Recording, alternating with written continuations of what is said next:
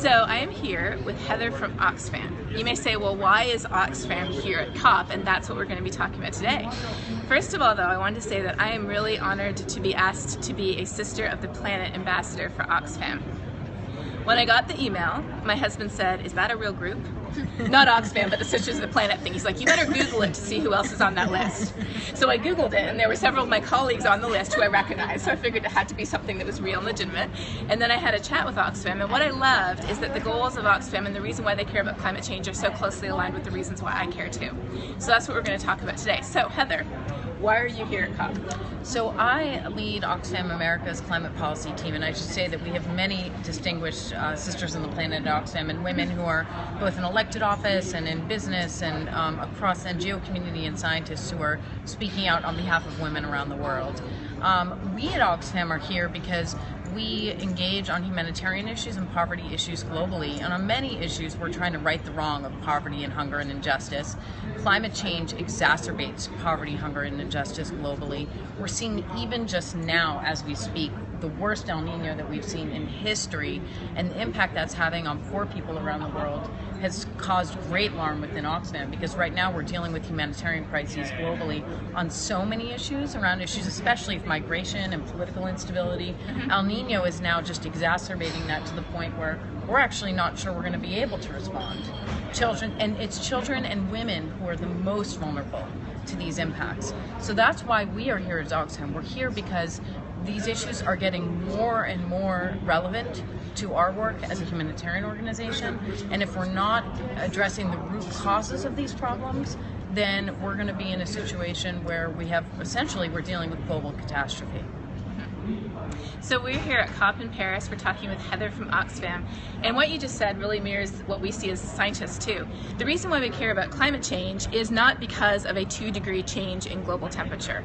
It's because of the way it exacerbates all of the other issues and challenges and even threats that we're dealing with today. Issues like poverty, hunger, lack of access to clean water, resource scarcity, and all the political instability that comes along with that. The way the Department of Defense talks about climate change as a threat multiplier, I think perfectly describes it.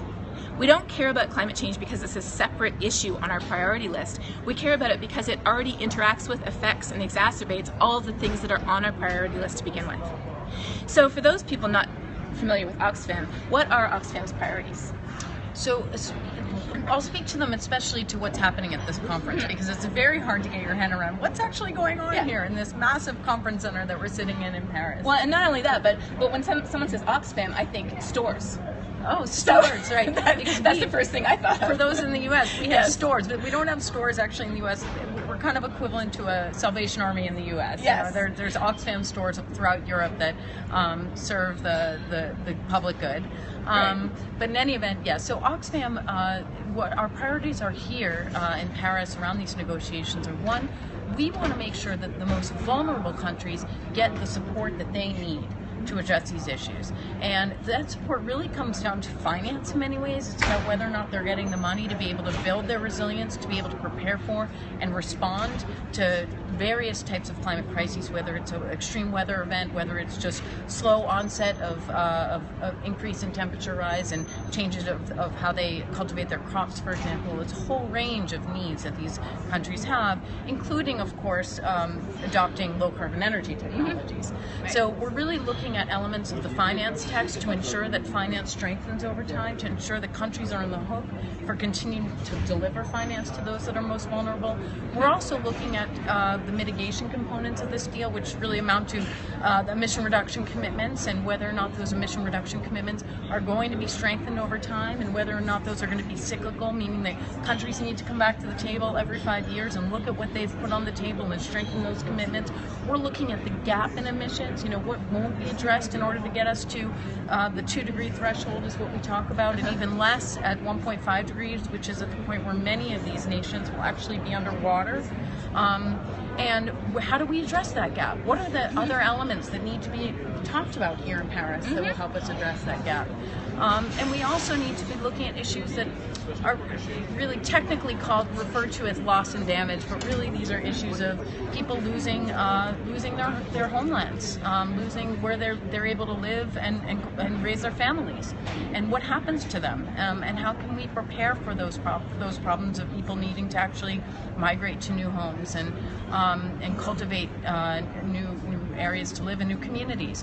And so some of those issues are also here on the table. So these are some of our top priorities. Yeah, and those are huge issues. So I'm here talking with Heather from Oxfam, and we're talking about why Oxfam, which is a humanitarian organization, is here at COP in Paris. I'm also a Sister of the Planet ambassador for Oxfam, and the reason why I am is because my perspective on issues like global hunger, like poverty, like empowering women, is that we are pouring all of our effort and all of our money into this bucket, trying to address these issues. But the bucket has a hole in the bottom. The hole is climate change.